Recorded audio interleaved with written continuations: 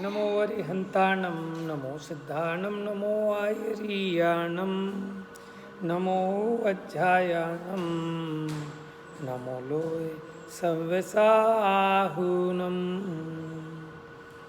वन्दितु सौवसिद्धे धूमचलमणोवमं गतिं पत्ते वोच्छामि समय पाहुड नमो सुदुकेवली भणिदम् नमः समय साराय स्वानुभूत्या चकासते चित्स्वभावाय भावाय सर्वभावांतरक्षिदे निज स्वरूप को परम रस जामे भरो अपार वंदो परमानंदमय समय सार अविकार। देखिए अपनी चर्चा इस पे चल रही थी, जब तक ये जीव आश्रव और आत्मा में भेद को नहीं जानता तब तक क्या होता है, इसकी क्रोध आदि में प्रवर्तन होता है, और क्रोध आदि में प्रवर्तन होता है तो कर्मों का संचय होता है। फिर 71 नंबर की गाथा में बताया कि जब ये जीव अपने आत्मा का और आश्रवों का विशेष अंतर जानता है तब उसको बंध नहीं होता। तो इसको कब बंद होता है और कब बंद नहीं होता, लिख लियो, फटाफट लिख लिया करो। ये जीव को एक क्वेश्चन तो लिखवाई दिया था, बंद कैसे होता है, अभी लिख लो, ये जीव को बंद कब नहीं होता, लिख लो जल्दी से बेटा। चलिए हाँ अपने हिसाब से। अब आइए पेज भावार्थ देखिए इस गाथा का, 71 नंबर की गाथा का भावार्थ। क्रोधादिक और ज्ञान भिन्न भिन्न वस्तुएं हैं। जहाँ लिखा है भिन्न भिन्न वस्तुएं अंडरलाइन कर लो, आशय स्पष्ट करो।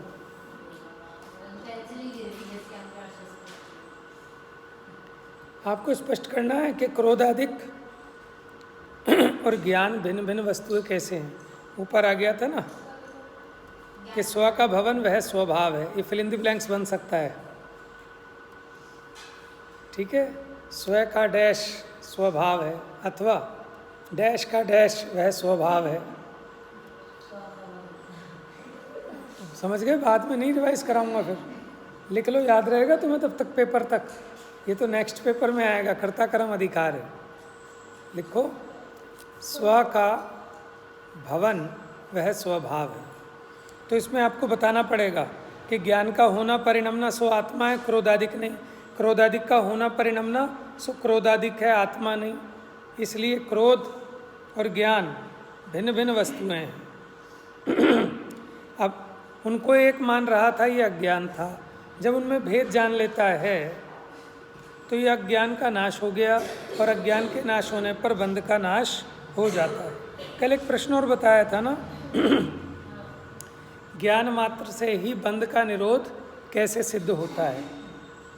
लिखो क्वेश्चन, ज्ञान मात्र से ही बंध का निरोध कैसे होता है। उदाहरण दे दूं एक इसमें, जैसे कोई स्मगलर, ज्ञान मात्र से ही बंध का निरोध कैसे होता है। बंध रुक गया ना दोनों का भेद ज्ञान होने पर। जब हमें सम्यक ज्ञान होता है तो बंध रुक जाता है।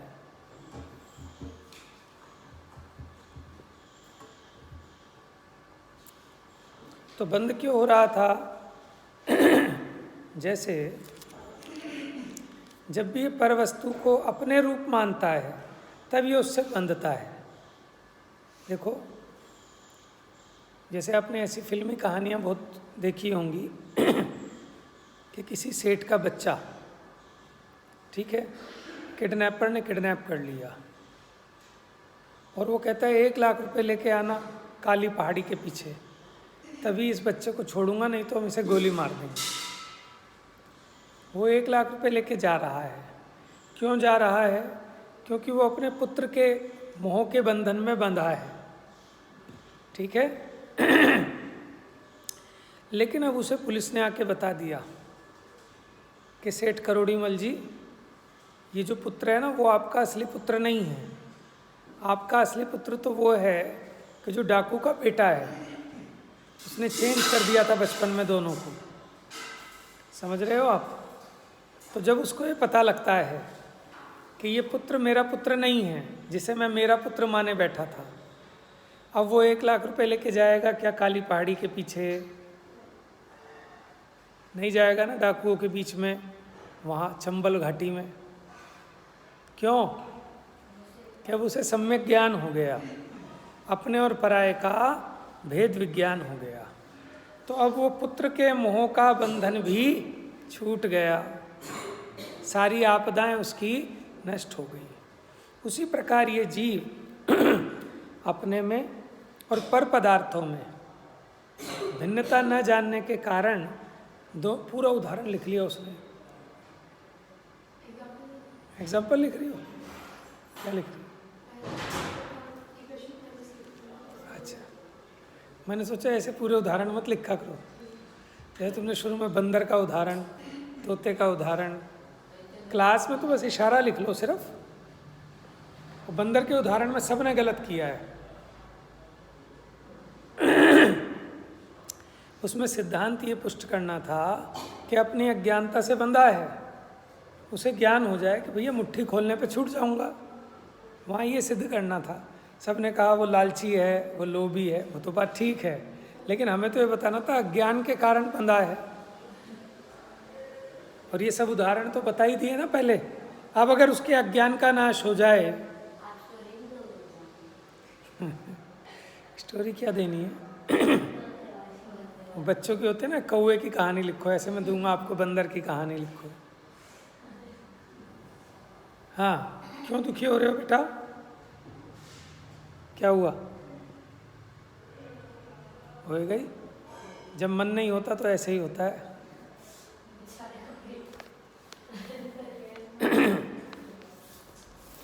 तो 3 एग्जाम्पल आपको दिए थे पहले। वो अज्ञान से बंधा था ना तोता, और बंदर जो घड़े में पकड़ा गया अज्ञानता से पकड़ा हुआ था, और वो जो शेर बना गधा, गधा बना लो चाहे भेड़ बना लो, एक ही बात है ना बंधन।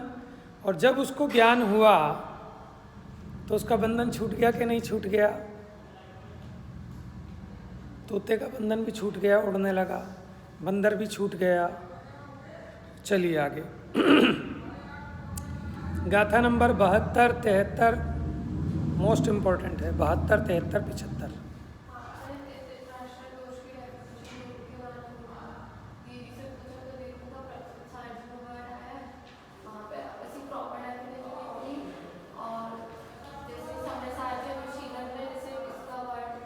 कहाँ मेहनत कर रहे हो? मैंने कहाँ बताया था?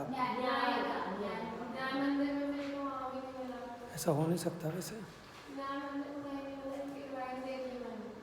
क्वेश्चंस देख लिए न्याय मंदिर में, क्वेश्चन आंसर है ना वो। तो नहीं मिला आपको इतरेतर आश्रय दोष?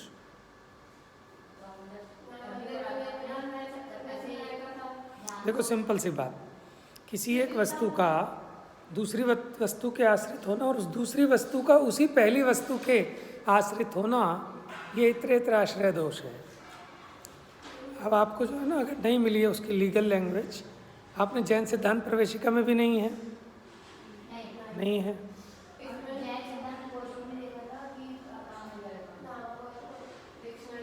तो मुझे आज का टाइम दो, ये तो लिख लो आप, नहीं तो ये तो है ही।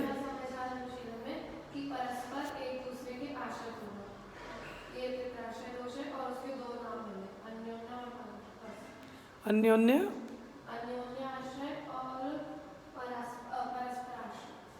ठीक है, वही मैं लिख पा रहा हूँ। एक का दूसरे के आश्रित होना और उस दूसरे का उसी पहले के आश्रित होना, यानी परस्पर में एक दूसरे के आश्रित होना, ये इतरेतर आश्रय दोष है। बाकी मिलेगा तो मैं दिखाता हूँ। हाँ जी, अब देखो गाथा 72, 73 बहुत इंपॉर्टेंट है, पहले ही बता रहा हूँ। देखो, अब शिष्य पूछता है कि ज्ञान मात्र से ही बंध का निरोध कैसे होता है। इसके उत्तर में गाथा उत्पन्न हुई। आप देखेंगे जब भी टीका समाप्त होती है, टीका के अंत में जो प्रश्न खड़ा करते हैं, फिर उसको अगली गाथा की उत्थानिका बना लेते हैं। ये सब काम किया अमृतचंद्र आचार्य ने। अमृतचंद्र आचार्य ने पहली गाथा को दूसरी गाथा से उसमें खोज की है कि आचार्य देव को ये गाथा क्यों लिखनी पड़ी, तो उसको उन्होंने उसकी बना दिया उत्थानिका। कि गाथा क्यों लिखी कि ज्ञान मात्र से ही बंध का निरोध होता है, ऐसा सिद्ध करते हैं। चलिए, नादूण आसवाणम, ये याद होनी चाहिए आपको साथ साथ, ठीक है। नादून मने जानो या जानकर, आसवाणम मने आश्रवों को। लिख लो बेटा, पेंसिल से लिखना है तो फटाफट फटाफट। असुचितम, अशुचि लिखो ना बेटा, गैक लिखो आप फटाफट छोटा छोटा। अशुचितम माने अशुचि यानी अपवित्र। च विवरीय भावम, च विपरीत, और दुखस कारणम तीय, दुख के कारण जानकर। तदो नियति कोणदि जीवो, जीव उनसे, नियति माने निवृत्त होता है, कोणदि माने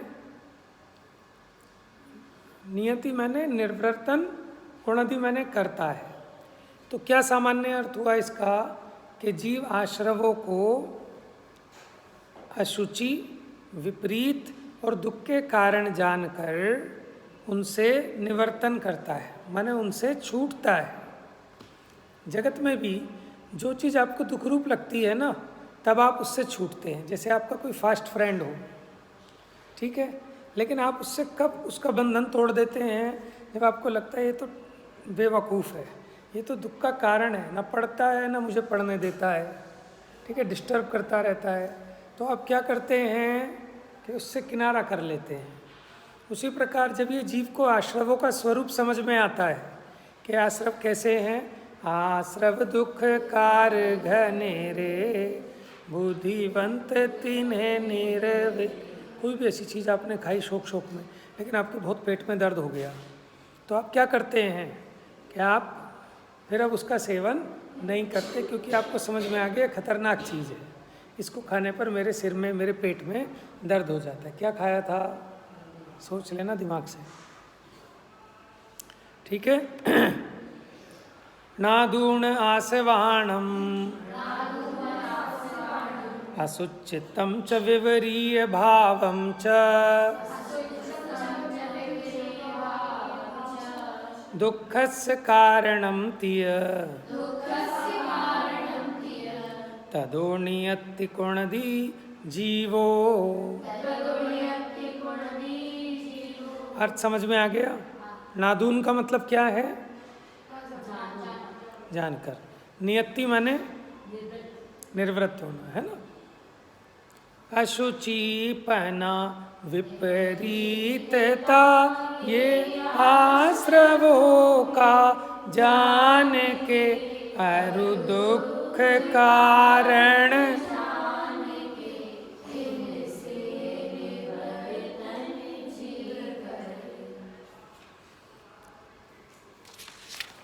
टीका देखिए जल्दी से।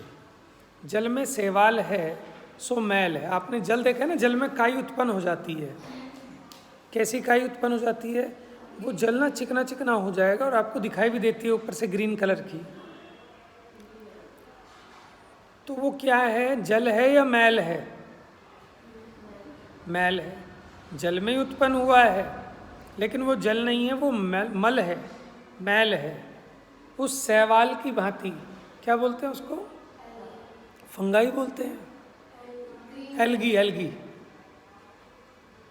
एल्गी बोलते हैं ना उसको। शैवाल की भांति आश्रव मल रूप, मैल रूप अनुभव में आते हैं, इसलिए वे अशुचि हैं। तो पहला विशेषण क्या हुआ, आश्रव अशुचि क्यों हैं, क्योंकि वो मलिन रूप अनुभव में आते हैं। अब आप इसमें अपने आप चार्ट बना के करना कि 3 विशेषण दिए आश्रवों के लिए, अशुचि, विपरीत, दुख के कारण। उसके लिए इनके उदाहरण दिए, फिर उसका स्पष्टीकरण। समझ गए, 3 कॉलम बन जाएंगे ना कि आश्रव कैसे हैं। नंबर 1 अशुचि, किसकी भांति, जैसे जल में शैवाल की भांति। दूसरा, अच्छा इसके साथ साथ देखो कंपैरिजन कैसे करना है। कोई भी चीज़ अपवित्र कब दिखाई देती है, अब हम कैसे, अब अगर अकेले अदिति को खड़े करो, तब आप ये नहीं कह सकते कि इसकी शर्ट बहुत चमकदार है, ठीक है, अथवा इसकी शर्ट मैली है। ऐसा कब कहा जा सकता है कि इसके सामने किसकी शर्ट बताएं? आर्या की। कि अब आर्या की शर्ट इसके सामने लाओ, तब कहा जा सकता है कि नहीं थोड़ी सी इसकी मैली है। तो मलिनता कब दिखाई देती है? इंपॉर्टेंट बात बता रहा हूँ। मलिनता कब अनुभव में आती है? जब आपको निर्मल स्वभाव दिखाई दे। मलिनता निर्मलता के बिना समझ में नहीं आ सकती। जिसको निर्मलता नहीं पता उसको मलिनता कैसे पता लगेगी?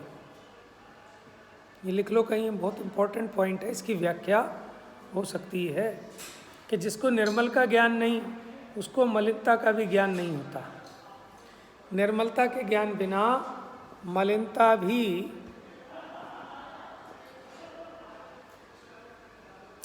ज्ञात नहीं होती।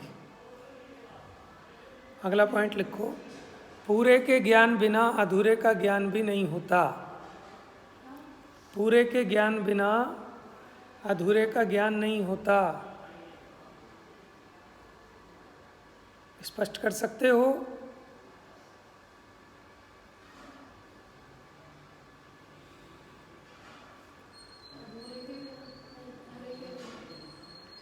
पूरे को जाने बिना अधूरे का ज्ञान भी नहीं हो सकता। जैसे हमने क्वेश्चन ये दे दें, जो जिसका होता है वह वही होता है। स्पष्ट कर सकते हो? वहाँ मत लिख के आ जाना वैदेही की चप्पल। हाँ, क्या कहा? सुनो, लिखवाया था ना, जो जिसका होता है वह वही होता है। कैसे, क्यों? आशय स्पष्ट करो। ऐसे इसका आशय स्पष्ट कर सकते हो आप? क्या लिखा? देखो, हमने किसी बच्चे को आधा लड्डू दिया, अब वो कहता है ये तो आधा लड्डू है। आपको कैसे पता आधा है? आधा कब कह सकते हो? उसको कंप्लीट का ज्ञान हो, पूरा क्या होता है। क्यों? नहीं तो बता सकता है क्या वो बच्चा? जैसे आधे का मतलब होता है 1/2। कौन कह सकता है कि 1/2 है? जब 1 का ज्ञान हो कि 1 ये था और उसको हाफ किया तो 1/2 हुआ। ठीक है, अभी आत्मा अशुद्ध है, ऐसा कौन कह सकता है? कपड़े धोते हो कभी? कपड़े धोए आपने, अब कितना रगड़ें, कितना चमकाना है, ये आपके ज्ञान में नहीं हो कि असली चमक क्या चीज़ है, तो आप ऐसे ही धो के आ जाओगे और कहोगे कि धुल गए, हो गए साफ, धो तो लिए। लेकिन आपके ज्ञान में कपड़े को धोते समय कि कपड़े की निर्मलता कैसी होती है वो आपके ज्ञान में, तो आप ऐसा देखते हो बाजू गंदा है, फिर ब्रश से रगड़ो। कॉलर अभी मज़ा नहीं है, और कॉलर रगड़ो, थोड़ा सरफ और लगा लिया, फिर रगड़ा। क्यों कर रहे हो? क्योंकि आपको वो मैला दिख रहा है। तो मैला किसको दिखेगा? जिसको निर्मलता का ज्ञान होगा। तो इसलिए आचार्य देव ने यहाँ आश्रवों की मलिनता दिखाने के लिए साथ साथ आत्मा की निर्मलता भी दिखाई। और क्योंकि एक को छोड़ना है और दूसरे में लगना है। आप किसी से, बच्चे से कोई खिलौना ले लो, उसका छोड़ेगा क्या? लेकिन कब छोड़ेगा? उससे बढ़िया खिलौना उसको दिखाओ तो 1 मिनट में छोड़ देता है वो। बात समझ में आ रही है? तो आश्रव छुड़वा रहे हैं लेकिन आत्मा का ग्रहण। अब लिखो, त्याग ग्रहण पूर्वक ही होता है। त्याग ग्रहण पूर्वक ही होता है। जैसे बच्चे का खिलौना, एग्जाम्पल के लिए है ना। ये इंपॉर्टेंट बातें बता रहा हूँ, छोटे छोटे से पॉइंटर्स लिख लिया करो इस पर। जब इसकी व्याख्या करने बैठोगे ना इस टीका पे, अरे हाँ, अब की बार तो 10 नंबर का वायवा भी करवाना था। कहा था ना मैंने 10 नंबर का, एक 5-5 मिनट का समय देंगे सबको, सबके सामने। जैसे हमारी सभा चलती है ना जिस टाइम, उस टाइम 5-5 मिनट का। पहले से नहीं बताएंगे हम, कोई भी गाथा देंगे आपको कि आप बैठो 5 मिनट इस पर आपको बोलना है। 5-5 मिनट सिर्फ किसी भी गाथा पर। या हम दे देंगे कि बुलवाना टीका पे ही बोलना है।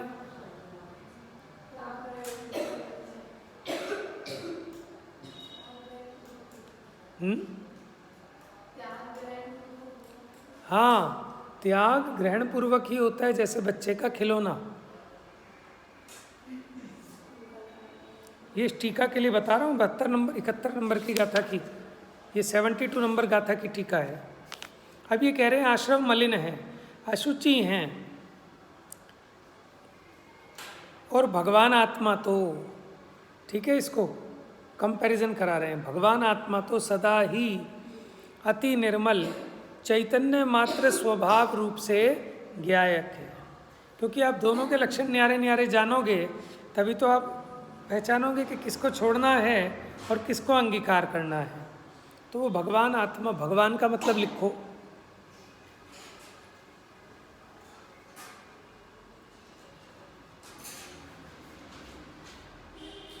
भगवान माने ज्ञान ओब्लिक दर्शनवान,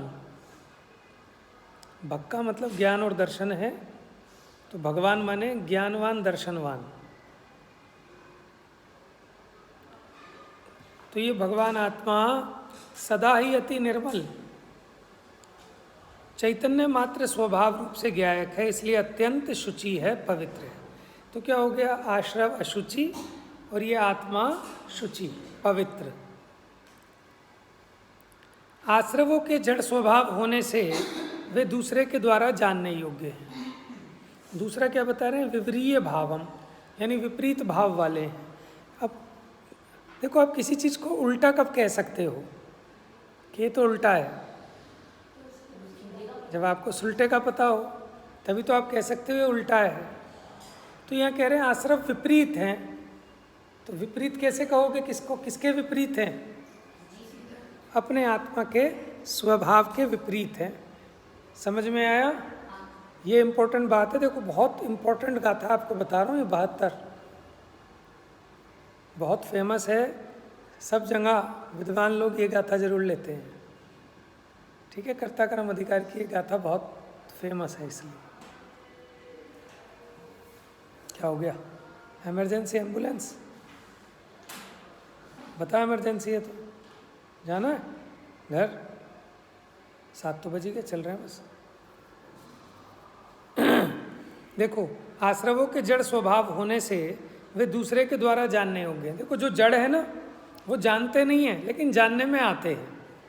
माने उनमें ज्ञेयपना तो है लेकिन ज्ञायकपना नहीं है। किन में? आश्रवों में। यानी आश्रव जानते नहीं हैं, इसलिए वे जड़ स्वभाव हैं, इसलिए वे चैतन्य से अन्य स्वभाव वाले हैं। और भगवान आत्मा अपने को सदा विज्ञान घन स्वभावपना होने से स्वयं ही चेतक है, इसलिए वह चैतन्य से अनन्य स्वभाव वाला है। अंतर समझ में आ रहा है आपको? आत्मा कैसा है? जानने देखने वाला, चैतन्य स्वभाव वाला। और वो जानते तो नहीं है, जानने में आते हैं, इसलिए वो आत्मा से विपरीत स्वभाव वाले होने से जड़ हैं। तीसरा, आश्रव आकुलता के उत्पन्न करने वाले हैं। आप अपने आप अंडरलाइन कर लेना, ये तीसरा पॉइंट है। आश्रव आकुलता के उत्पन्न करने वाले, यानी आत्मा में मोह राग द्वेष उत्पन्न हुआ तो आकुलता होती है कि निराकुलता होती है? अनुभव में आती है आपको? आनी चाहिए ना, आती है, आप विचार नहीं करते। थोड़ा विचार करो, अभी आपको इच्छा जग जाए किसी चीज़ की तो आपको आकुलता होनी चालू हो जाएगी। और आत्मा सदा ही निराकुलता स्वभाव के कारण किसी का कार्य तथा किसी का कारण न होने से दुख का अकारण ही है।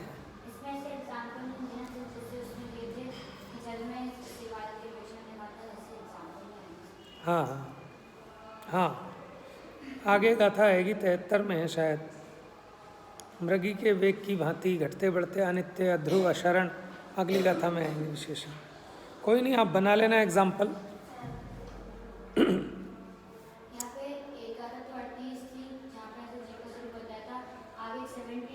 73 उसकी अपोजिट, एकदम अपोजिट। क्या कि उसी की जैसी है, अहम एक को खलु शुद्धो, है ना?